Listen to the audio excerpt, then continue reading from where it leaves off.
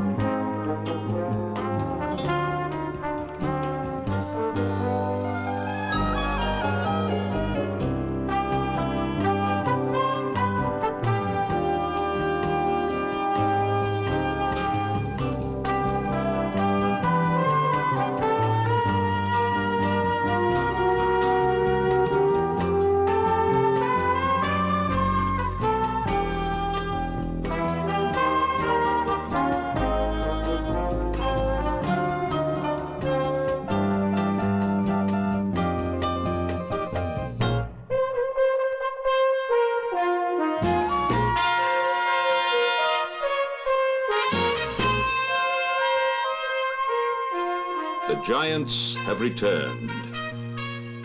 Across the center of a continent, they are flocking back to where their ancestors once lived and disappeared.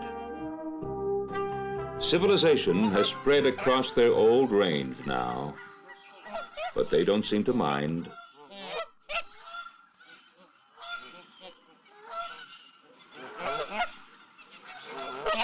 For John and Janet Foster, who spend much of their time exploring the remote regions of Canada, a wildlife story right on their doorstep. But these are not the same geese they've watched rising into great V formations high above marshes at the edge of tree line. These are a separate race, larger and heavier birds that once nested across the southern Canadian prairies, through northern American states, and into southern Ontario. When settlers moved across the land with their plows and shotguns, the giant Canada goose was pushed almost into extinction. But somehow, a few had survived.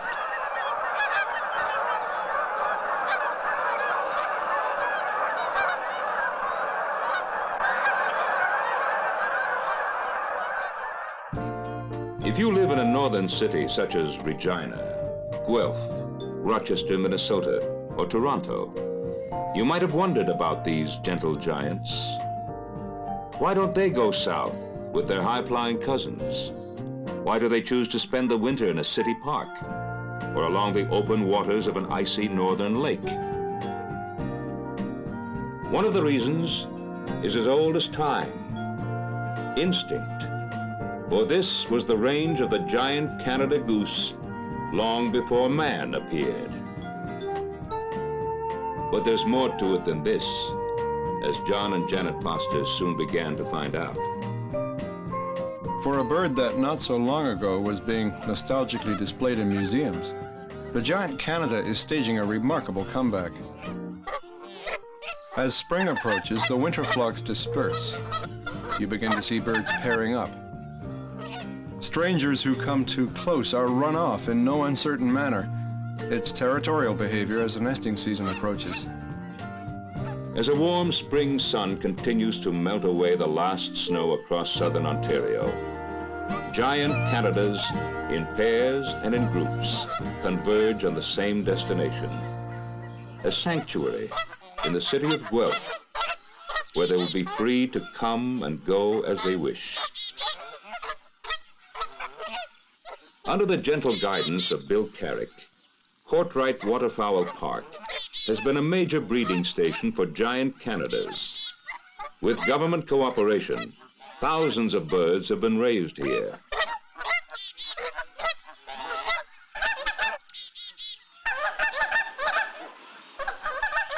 To see Bill and his family at work among these geese is to see in miniature the story of the return of the giants.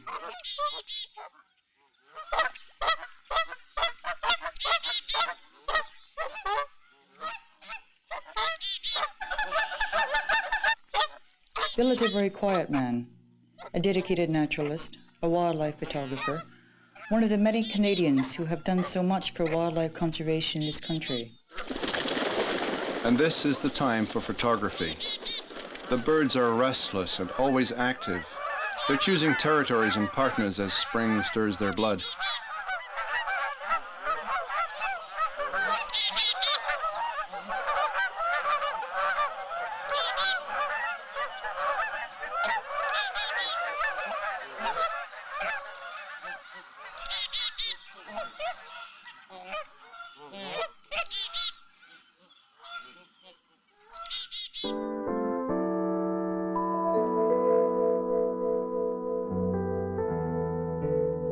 It's hard to explain to the geese, but some of them must make a sacrifice.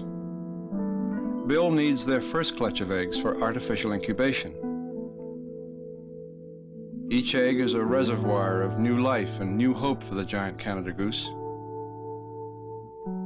She'll lay another clutch, and thus the total number of young birds will be increased. Secure in her sanctuary, the lady goose had completed the first stage of this program, production of the eggs. In 28 days' time, the incubator will have gone one step further and safely hatched every one. With Jess and Jay, Bill Carrick fills the incubator trays.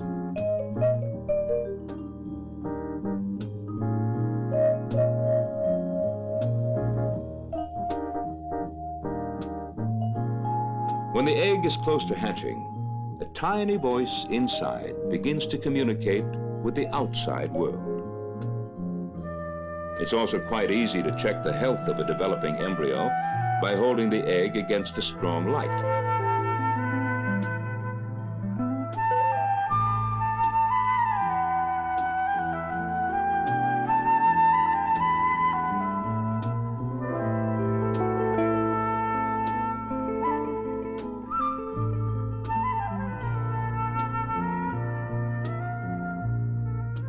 Here's a tray that's just starting to hatch. One tiny gosling is out of his shell. The rest will follow within a few hours. By touching the tiny bird and talking to it, Jess Carrick is revealing the phenomena of imprinting on humans. The chick is instinctively drawn to the first large moving object it sees, normally its mother. It has also begun to identify with her voice. If Jess stayed with the little gosling, it would grow up happily by her side. And this is one reason why giant Canadas raised under incubation learn to trust man.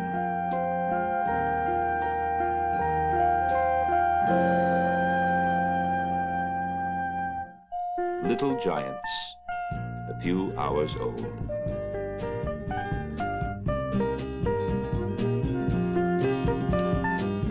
They are born in captivity, yet each carries wild instincts. 2 years from now, they'll be finding mates of their own, defending their nesting sites, flying free above farms and towns and cities. This close relationship with man begins right here with Jess and Jay Carrick. And for this long summer, their world is a quiet sanctuary at Guelph.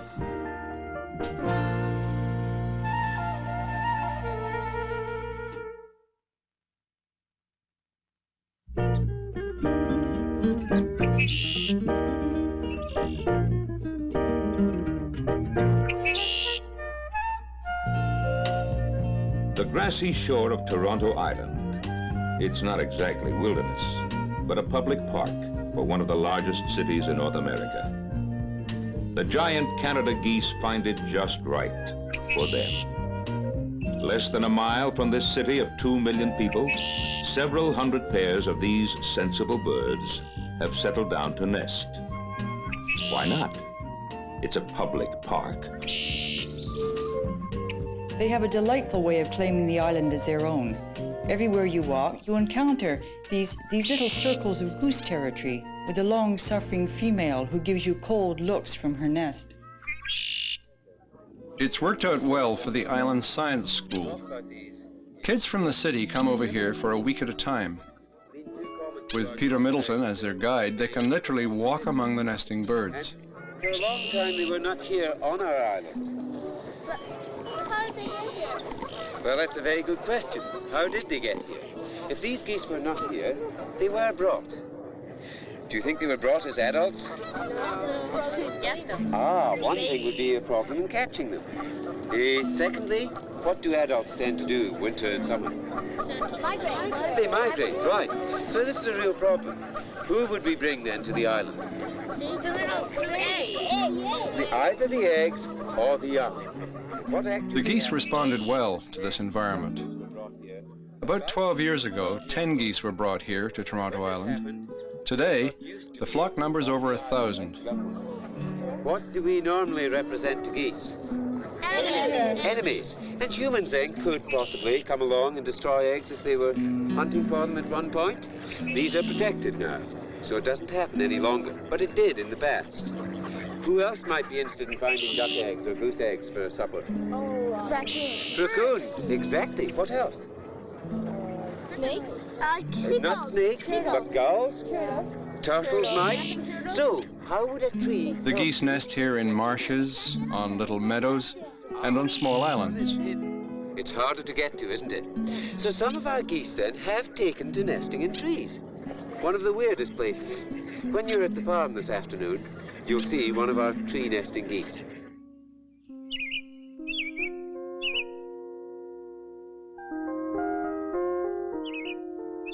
Secure in her tree, she surveys the island from 10 feet above the ground, right in the middle of a corral occupied by 2 horses. Meanwhile, her mate patrols the edge of their territory, afraid of no one, neither man, nor beast, nor machine.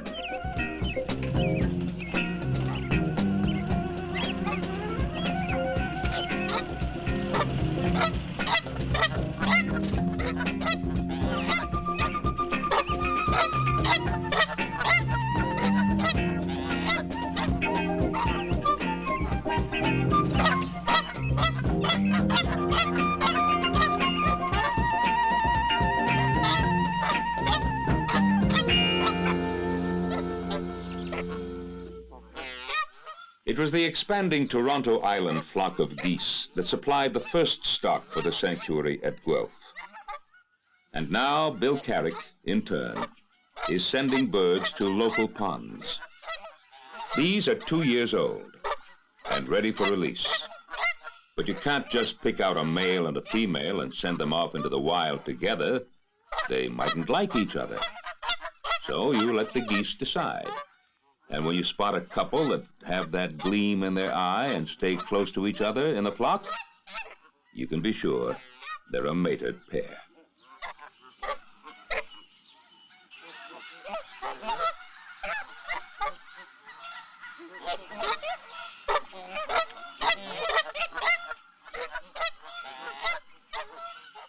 They don't fly because their flight feathers are temporarily clipped in one wing. But they'll be flying by fall, and with a family that isn't even born yet.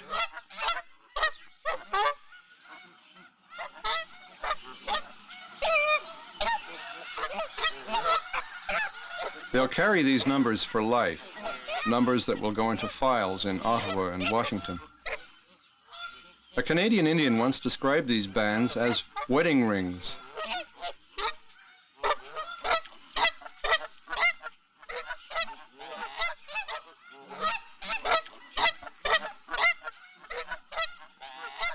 There's even a tag on the wing with coded information about their early life here at Courtright Park.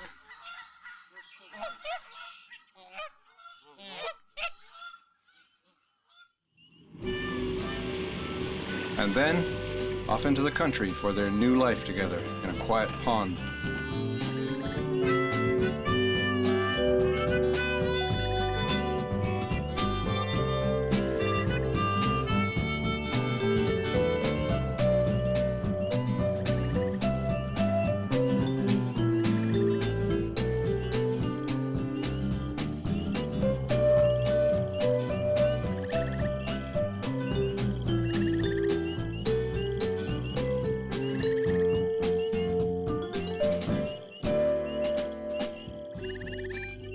They're going out to a farm where they will be allowed to nest in a wild setting. Because their flight feathers have not yet grown back, they'll stay wherever Bill Carrick leaves them.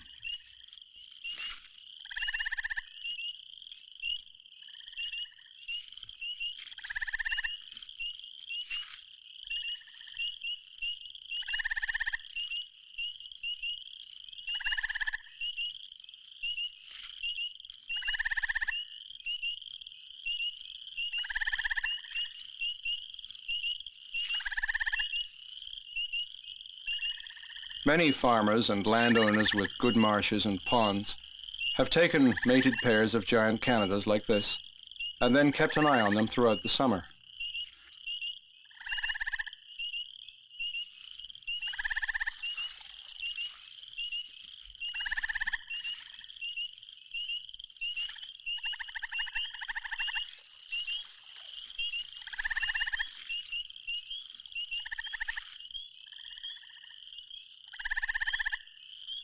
They'll raise their family here. But one precaution was taken first. Their nest is going to need protection from predators. So, several months earlier, Bill Carrick and a few helpers came to this pond and built a nesting platform that would stand in open water, a safe island, easy to defend. Giant Canadas have a strong instinct for survival and quickly claim these nesting structures as the center of their territory.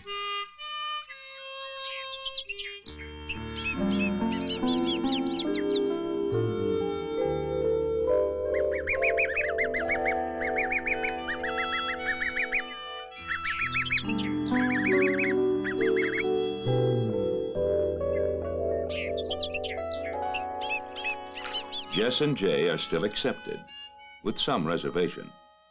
But these giants are now wild, with all their energies and devotion directed toward protection of their first family.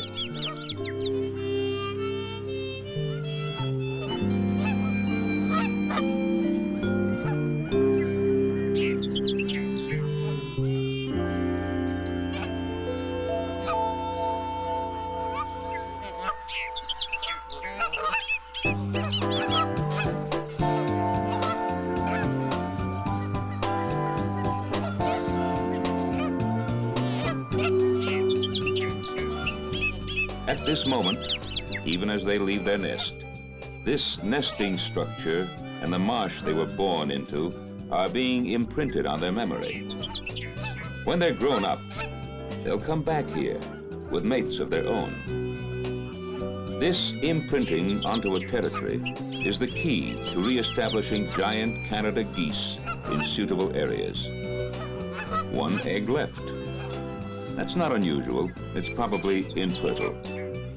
But a goose will sometimes stay sitting, trying to hatch the unhatchable. New life in these ponds will attract other species of waterfowl. The wood duck, heavily hunted and steadily declining, likes to nest above the water in a hollow tree. Here again, a nesting box can simulate wild conditions.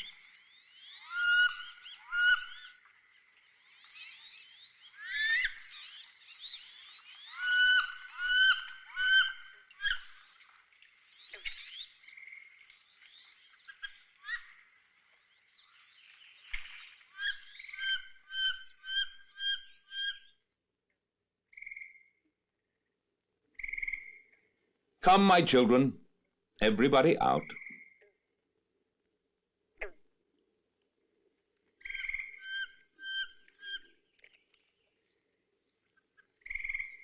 First look at a new world. But how does a wingless duck get from way up there down to the water?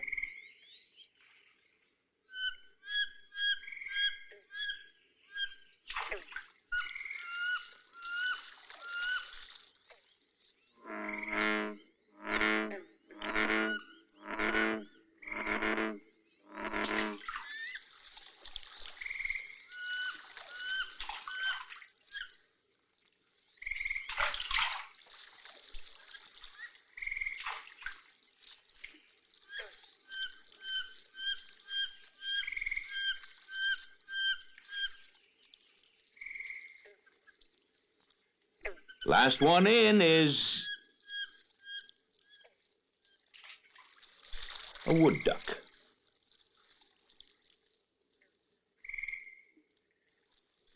The old farm pond will never be the same. For these wood ducks and the new family of giant Canadas, it's a little piece of wild country in the midst of civilization.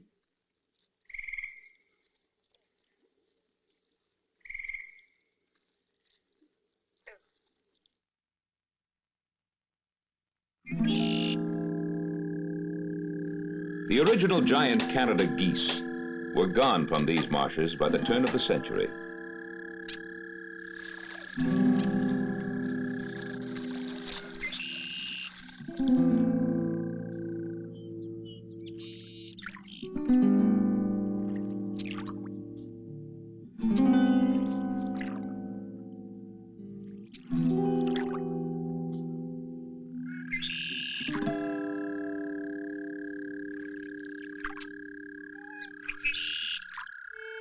Because water levels may fluctuate in this marsh, Bill Carrick went to work with a hammer and saw and built a floating nest, a home on a raft that will rise with the floods and fall with the drought.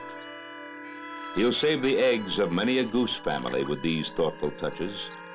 In fact, raccoons and other predators can be such a problem that nesting structures are the only safe defense.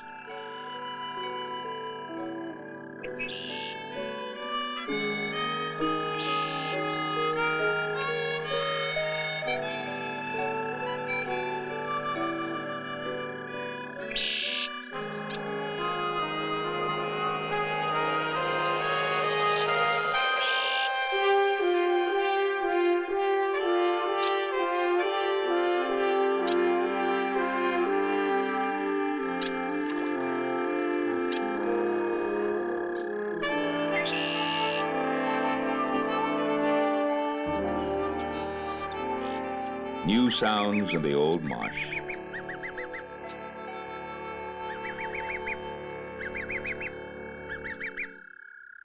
For those birds who still choose to nest on the ground, life is full of problems on four legs.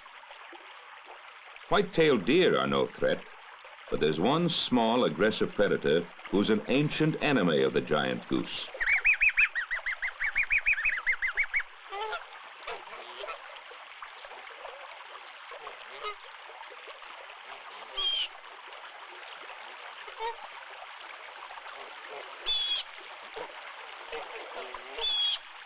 This is one fight the geese often lose.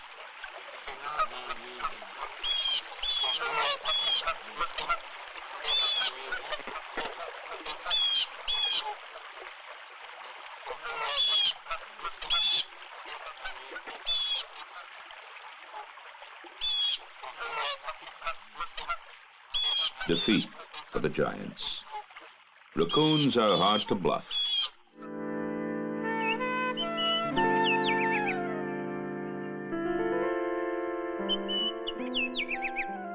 And then there are dogs, generally loud and clumsy, with no particular motive except curiosity.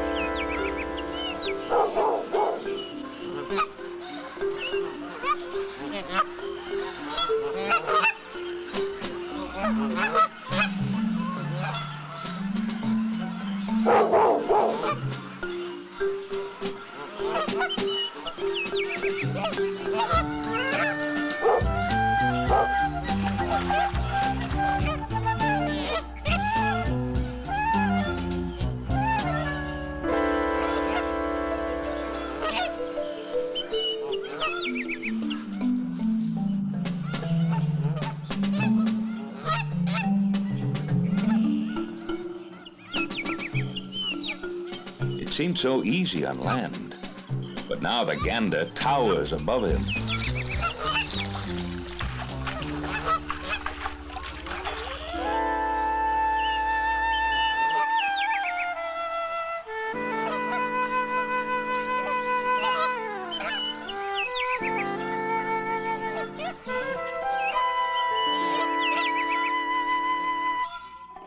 Enter now the red fox, much faster than the dog, more cunning than the raccoon, acknowledged expert in the business of stealing chickens.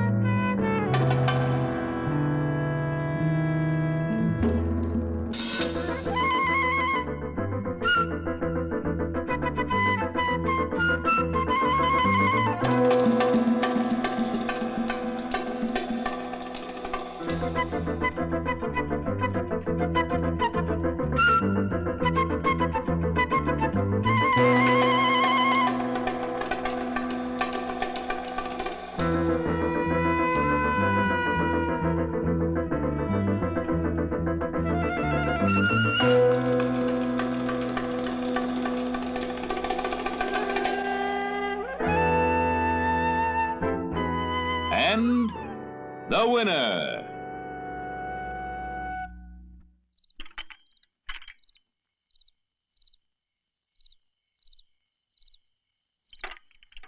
In the more sheltered world of the sanctuary at Guelph, goslings born under incubation know nothing of the stresses of life in surrounding marshes. Life here is quiet, with regular meals. Yet instinctively they may miss a set of parents, and in a real sense, Jess and Jay have replaced the parents they never saw.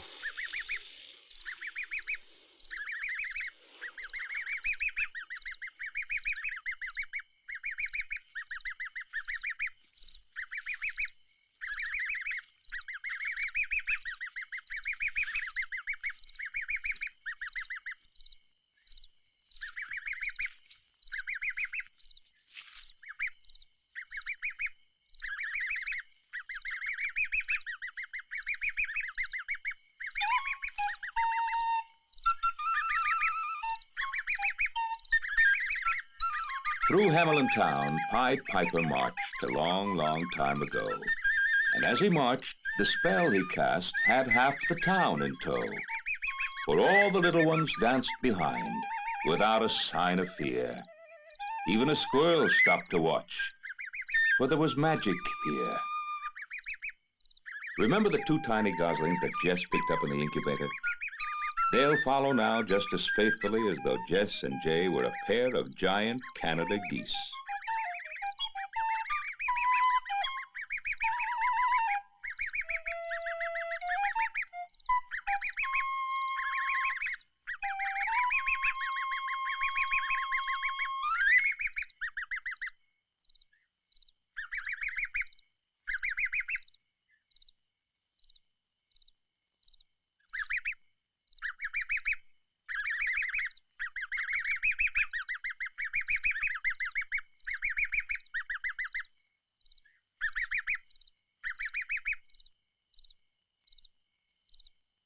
How far will they follow?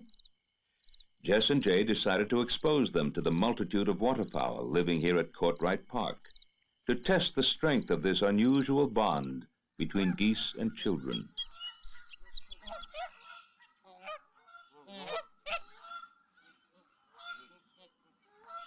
More than 70 different kinds of birds swim and fly through these 100 acres.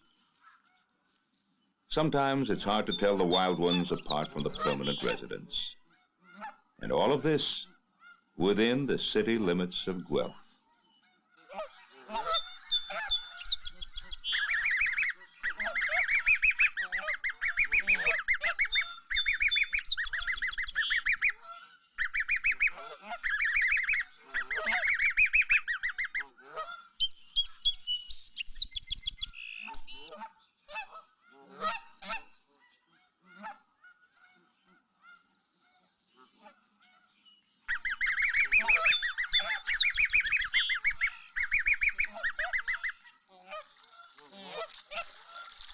This turbulence isn't an underwater geyser of some kind. It's just a ring-necked duck.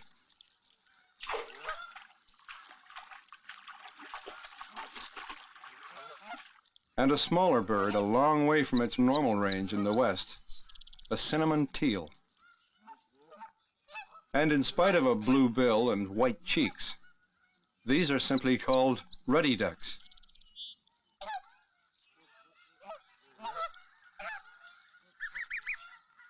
But the goslings had no eyes for this gathering and seemed to feel no family ties with any of the geese here. As far as they were concerned, Jess and Jay were their closest relatives.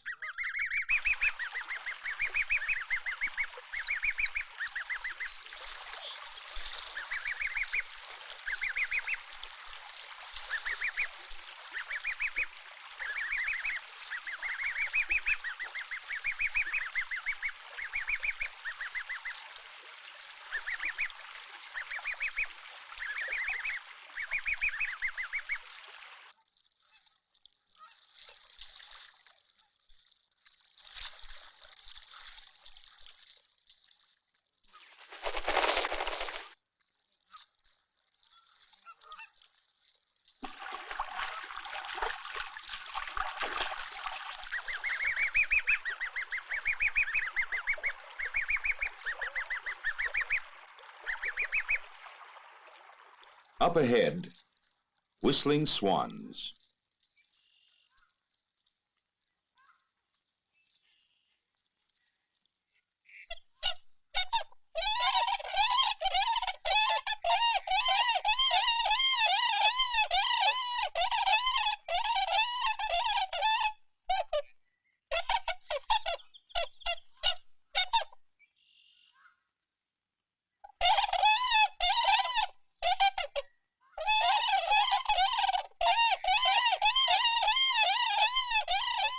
You mean we're going to sound like that when we grow up? Oh, no.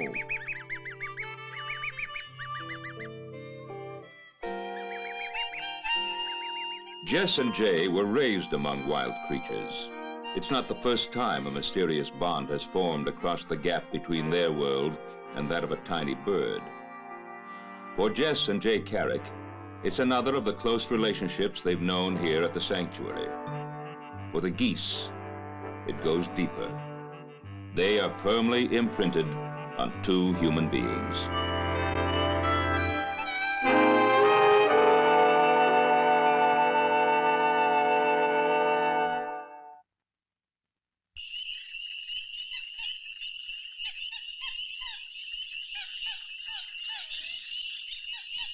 As the giants return to reclaim their lost territories among North America's wildlife, they are as easily persuaded to live in solitude as they are to share our city parks. In this quiet 10,000-acre marsh, a family grows up with only the occasional visit from man. But they are far from alone. A colony of black-crowned night herons has taken over a stand of dead trees. Here they raise families that only a mother could love. Homely, hungry little creatures with an insatiable appetite for half-digested frogs and fish.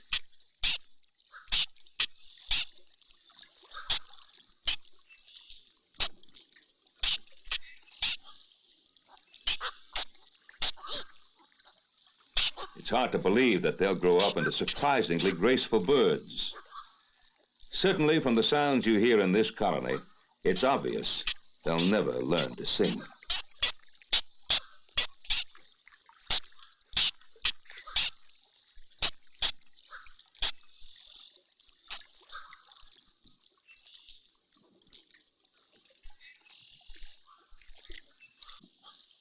Invisible boundaries divide a wild marsh. This family of goslings discovered the hazards of exploring someone else's territory. Black terns don't welcome young visitors.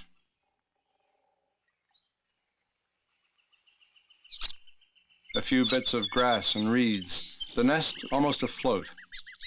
What these eggs don't need is a visit from a family of young Canadas.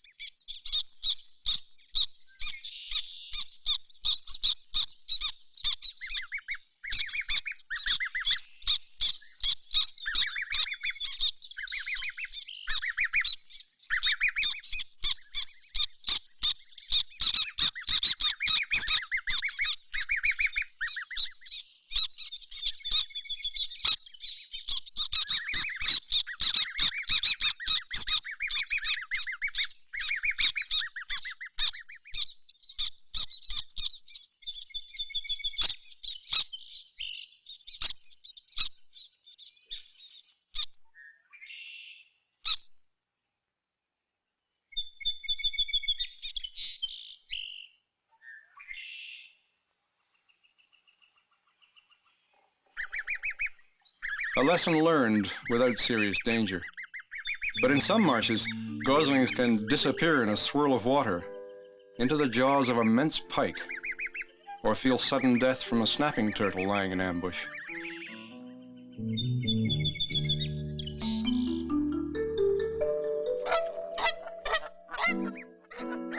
Back to the protection of a familiar call now. Geese are close-knit families, and they seldom stray too far apart. And the rules out here are quite different from the sheltered life in a sanctuary.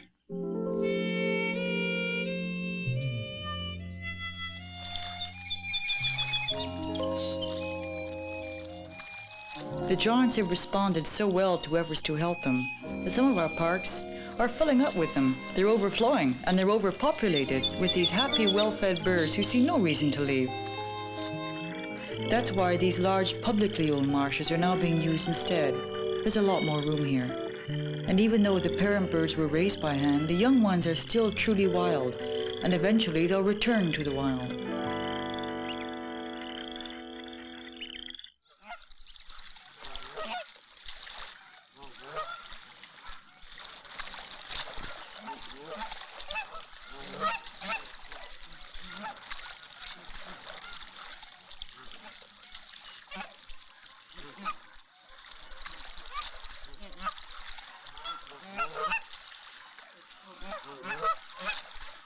The goslings grow rapidly, heading for the water at every chance, and taking Jess and Jay with them. Life in the Carrick family means life among an unusual collection of animals. And now there's Fred. Fred, the friendly beaver.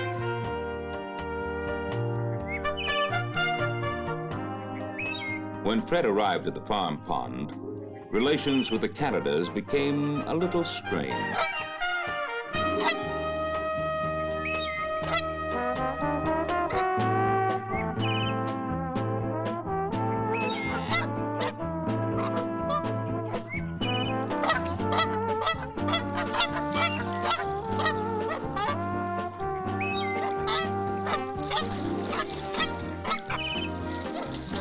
Normally, Fred would be growing up and building a dam someplace, but he discovered leisure.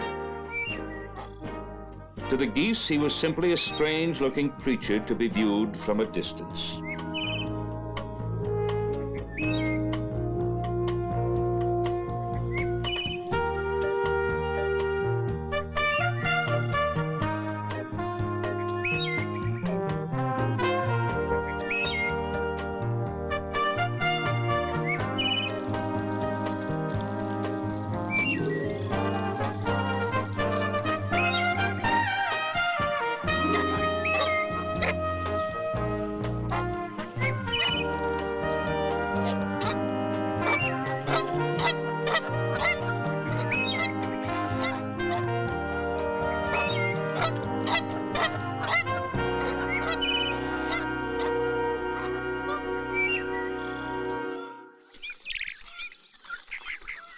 When it's 85 in the shade, happiness is a cold shower from Bill Carrick.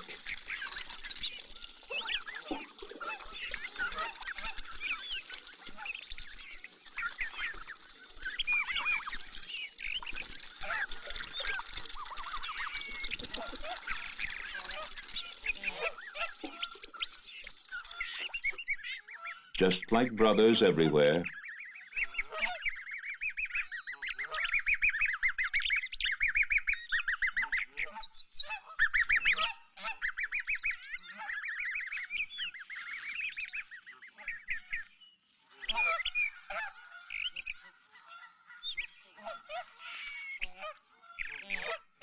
with help from Janet Foster, Bill Carrick replaces the tags in their growing wings.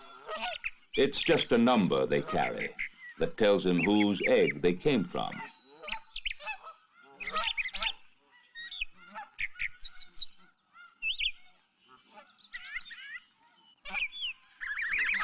You need two basic things for raising geese successfully.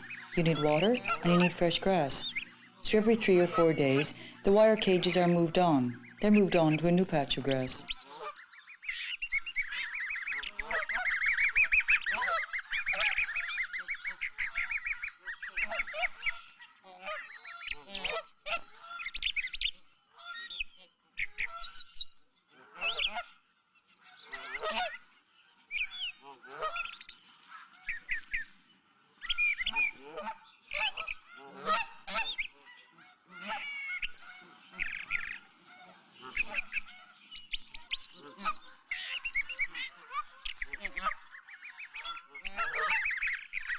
There are all sizes of geese here at the sanctuary.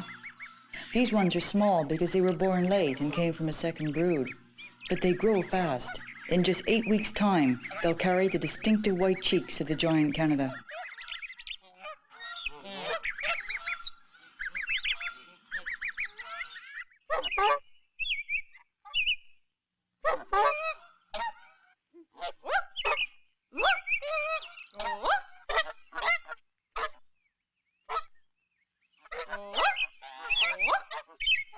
At 12 weeks, one of the kid's 2 friends has grown up, and he's about to have his first flying lesson.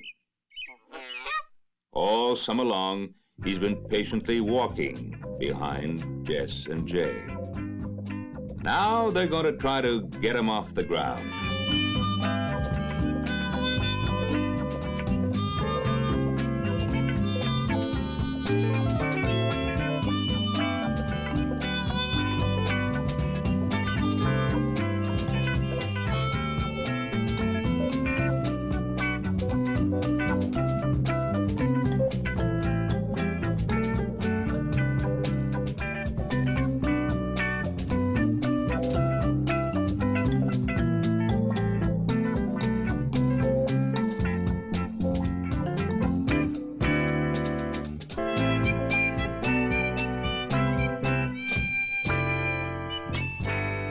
And he's up.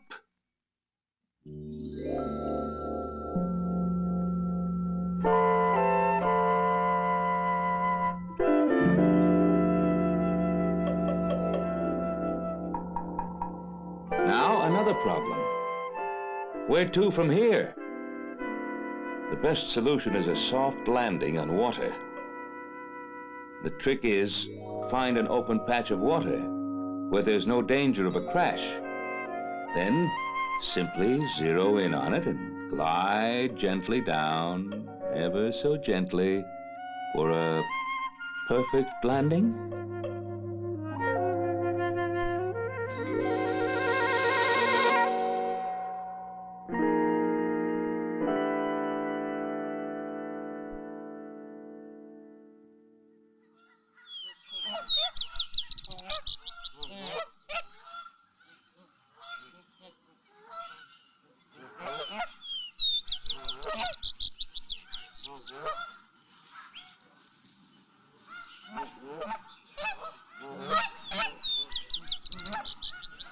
If the flying lesson worked so well with 1 goose, why not try 100?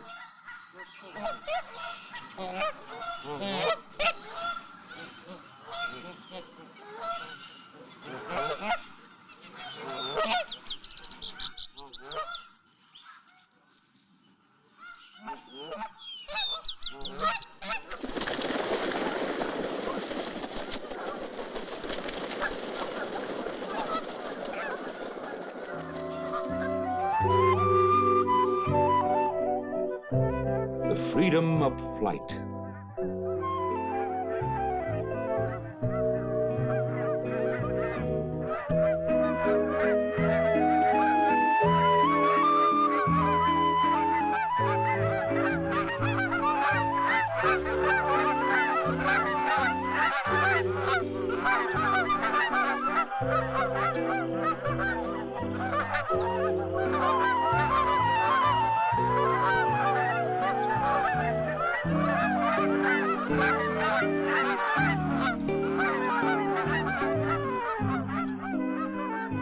Return of the giants, wild and magnificent, with a call that excites the imagination, a wanderlust call of the wilderness. And your city or town, will it play host someday to these beautiful creatures? Perhaps it will. The few mated pairs soon multiply into a flock that will provide a rare kind of pleasure.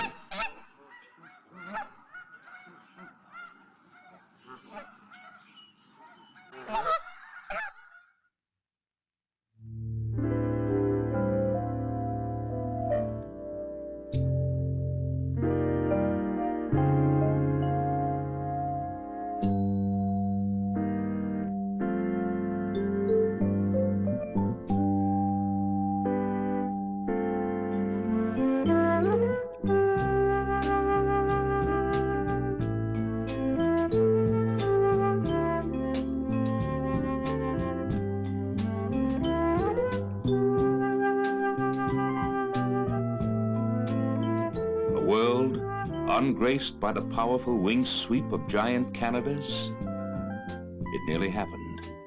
For some 20 years, scientists and naturalists thought the incredible had happened, that the giants were gone forever. But they weren't. Not quite.